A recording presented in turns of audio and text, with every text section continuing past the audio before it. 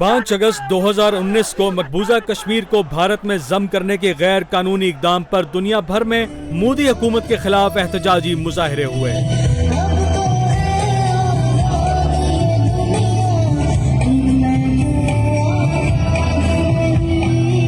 अमरीका, बरतानिया और यूरोप समेत मुख्तलिफ ममालिक में कश्मीरियों के हकूक गस्ब करने वाली मोदी सरकार के खिलाफ रैलियां निकाली गईं और एहतजाजी मार्च किए गए। मुजाहिरीन ने भारतीय हुकूमत के खिलाफ शदीद नारेबाजी की, मोदी को हिटलर और दहशतगर्द करार दिया।